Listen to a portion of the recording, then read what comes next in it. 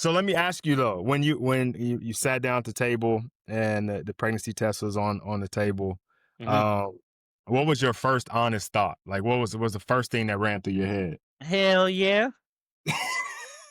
Hell yeah. And then the next honest thought was, if it's a girl, boy, you better start preparing now. You better put on like you better get some open heart surgery and put some solid titanium steel around that thing so she don't make you soft. And it's still gonna happen. She gonna be adamant. She gonna be the damn, what is it? The adamantium? Whatever makes the yeah, you can get what I'm saying. Yeah, I know what you mean.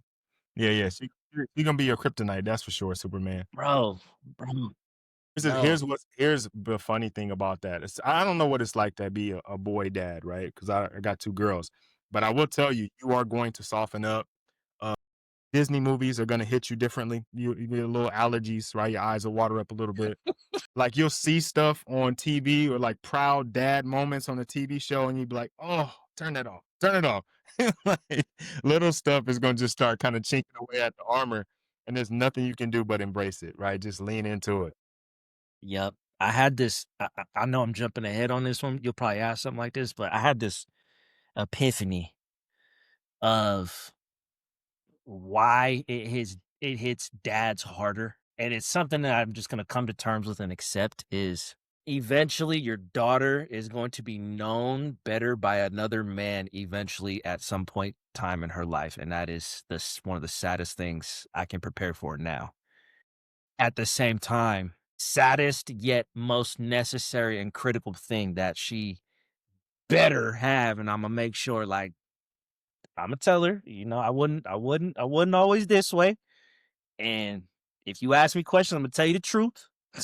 There there was young adolescent Wild Mike, and then there's pops that you know today that is matured and the standard of what you need to find. Yeah, they say you spend your kid's childhood raising them to live without you, right? Like the person you can't live without, you're raising them to live without you, right? Because you know at some point, like I'm facing it. Like I'm 4 years away from my oldest being in college, and I know she's gonna leave the house. Like she don't want to stay in California. Like she wants to go everywhere else but here, right? So I know she's gonna be somewhere else, and I know that time is coming, and my job is to prepare her to be in a world without me, right? Where people aren't going to treat her as kindly or care as much about her feelings or prepare things around her to set her up for success. She's going to have to go out and grind and get it and make a way for herself. And my job is to prepare her for that. And that's both encouraging and saddening. You know what I mean? That there's a world out there that isn't going to love her the way that I love her. And I know that, and that's sad.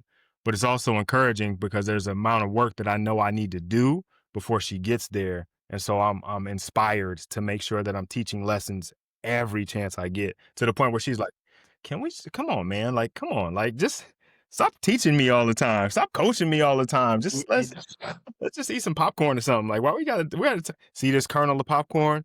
You know, I got a popcorn coach and like, hey man, look, watch, we gonna make this popcorn. We put all these kernels in and they're in the oil, right? And they're all heated at the same time, but this kernel popped before this one. So sometimes things happen before they're supposed to happen. Sometimes they happen like the people around you, their kernel will pop before yours pops. That doesn't mean yours won't. I just be finding like little stuff to be. I just be in there, man, and I can't help myself. Like every opportunity I get, because I know like the world is unforgettable. Like I left the house when I was 17 and went to school, and I was just like out there in the world by myself. You know what I mean? I was on the other Mhm. side of my dad don't fly. My mom was not finna come way out there. I was way out in Michigan. They wasn't coming to hit me. I had to figure it out all on my own. And so I know that life is rough. And so I'm trying to be a guide, right? Trying to be a like I said, a coach for her. Mhm. Mhm. Have you had that moment where you kind of like realize like, oh man, I'm somebody's father now.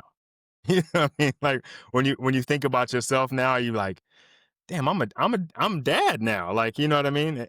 Two things, yes. Number 1, what I thought would be cool, and that, like, it started to, like, hit me was September 19th.